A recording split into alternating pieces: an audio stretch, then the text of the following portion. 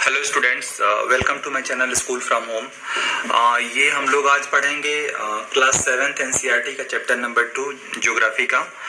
उसमें टॉपिक का नाम है इनसाइड द अर्थ।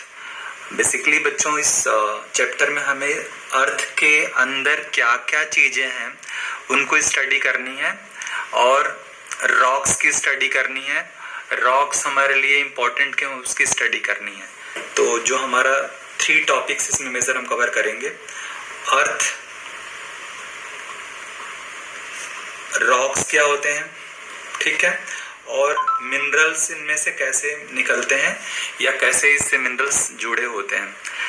तो स्टूडेंट्स, आप देखो, अर्थ हमारी गोल होती है।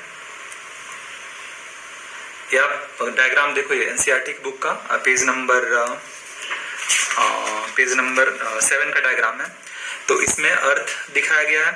तो अर्थ का जो सबसे ऊपर वाला ये पार्ट होता है ना बच्चों, अर्थ स्फेरिकल है। तो जो अप्रोक्सीमेटली 35 किलोमीटर तक का जो पार्ट, मोटा वाला हिस्सा होता है, उसको हम लोग क्रस्ट बोलेंगे, ठीक है ना।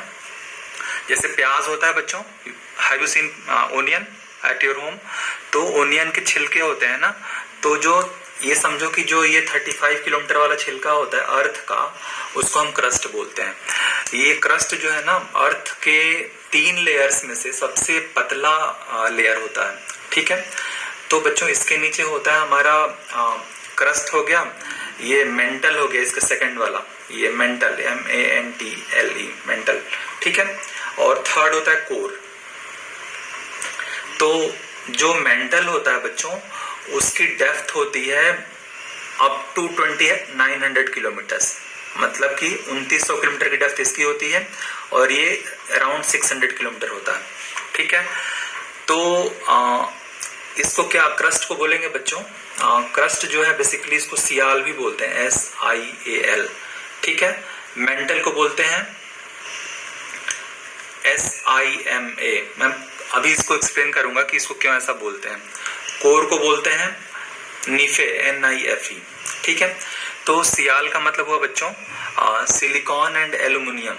मतलब जो क्रस्ट हमारा है अर्थ का, जो सबसे ऊपरी लेयर है, वो सिलिकॉन और एल्यूमिनियम से बना होता है, इसलिए उसको सियाल बोलेंगे। मेंटल जो है सिलिकॉन और मैग्नीशियम से बना होता है, इसलिए उसको सीमा बोलेंगे। कोर जो होता है निकिल और फेरस, Fe आयरन का नाम होता है, निकिल और आयरन से बना होता है, इसलिए उसको निफे बोलते हैं।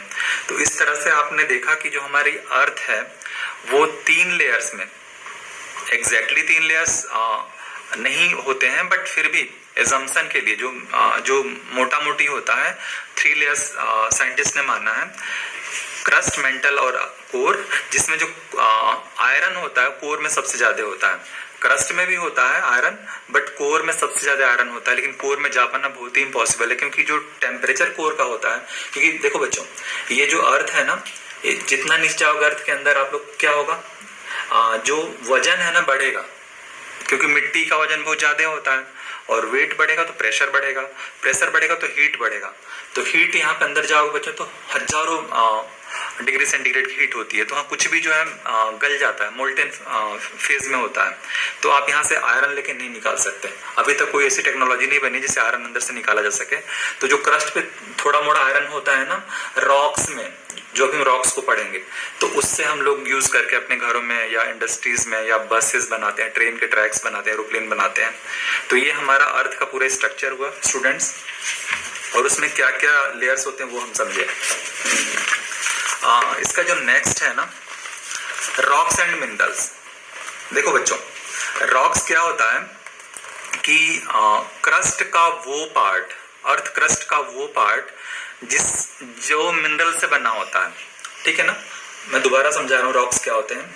जो अर्थ क्रस्ट ये दिख रहा है बच्चों ना, इसका वो हिस्सा जो मिनरल से बना होता है उसको रॉक्स बोलते हैं, ठीक है। तो रॉक्स को अगर आप समझ गए कि रॉक्स क्या होते हैं, ऐसे क्रस्ट के पार्ट जो मिनरल जिनमें होता है, तो इन रॉक्स को 3 पार्ट्स में बांटा गया है। Igneous rocks, INGNEOUS, igneous rocks. दूसरा है सेडिमेंट्री रॉक्स, ठीक है। थर्ड है मेटामॉर्फिक। मैं समझाऊंगा अभी तीनों को। ये तीनों रॉक्स क्या होते हैं। तो बच्चों जो आपने सुना होगा कि वोल्केनो आता है अर्थ पे। वोल्केनो आपने देखा तो नहीं होगा क्योंकि नॉर्मली लोग प्लेन्स में रहते हैं, तो वोल्केनो प्लेन्स पे नहीं दिखता है। वोल्केनो बेसिकली जो हिली एरियाज होते हैं ना वहां दिखता है, ठीक है ना, जो पहाड़ होते हैं वहां दिखता है। तो वोल्केनो जब आता है तो उसमें क्या होता है, अर्थ से बहुत ज्यादा एनर्जी रिलीज होती है ऐसे। तो जब एनर्जी रिलीज होती है, मैंने आपको बताया था कि नीचे जो है हाई टेम्परेचर होता है, तो यहाँ से जो अर्थ के अंदर का जो मटेरियल है बाहर आता है, मोल्टेन फेज में होता है, मतलब पिघला हुआ होता है। तो जब पिघला हुआ चीज बाहर आया ना बच्चों, तो ये जो है इसमें बहुत ही गर्म होता है। तो ये जो रॉक्स बनते हैं ना ठंडे होके, इनको इग्नियस रॉक्स बोलते हैं, ठीक है।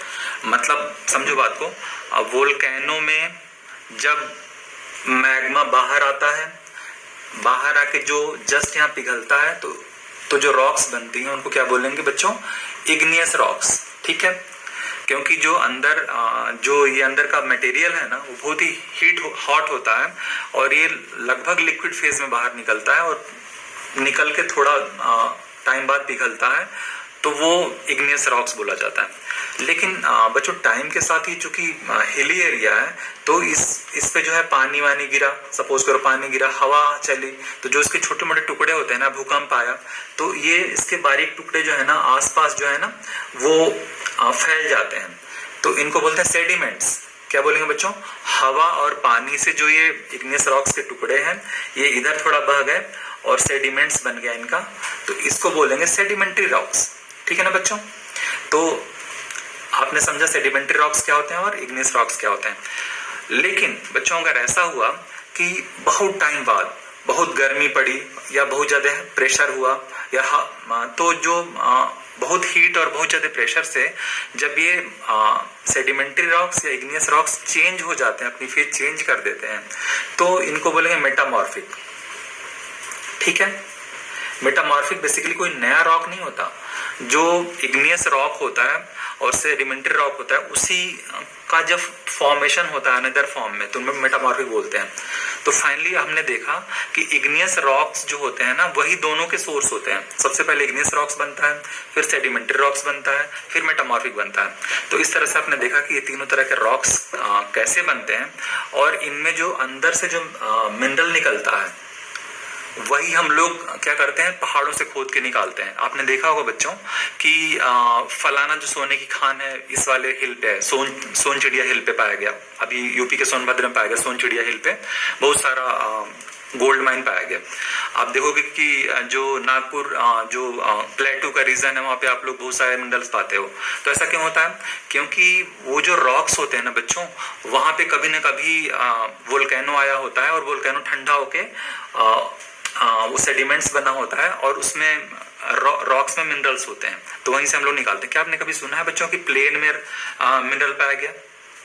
नहीं ना सुना, क्योंकि प्लेन में भूकंप और ज्वालामुखी आता ही नहीं, भूकंप आता है सॉरी, ज्वालामुखी आता ही नहीं है ताकि आप लोग रॉक्स देखो और उसमें से मेटल निकाल सको, ठीक है। तो आई होप कि आपको ये समझ में आ चुका होगा कि जो हमारे सारे मिनरल्स होते हैं या मेटल्स होते हैं वो पहाड़ों पे ही क्यों पाए जाते हैं, क्योंकि पहाड़ों पे क्या होता है बच्चों, ज्वालामुखी आता है या कभी किसी जमाने में आया होता है, तो उसी ज्वालामुखी के मैग्मा से जो सेडिमेंट्स बने होते हैं, जो इग्नियस रॉक्स होते हैं, जो मेटामॉर्फिक रॉक्स होते हैं, उनसे हम लोग मेटल निकालते हैं। और इसमें बच्चों एक रॉक साइकिल एक वो है टॉपिक है, रॉक साइकिल। जो ये रॉक जो है ना वो एक साइकिल क्रिएट करता है।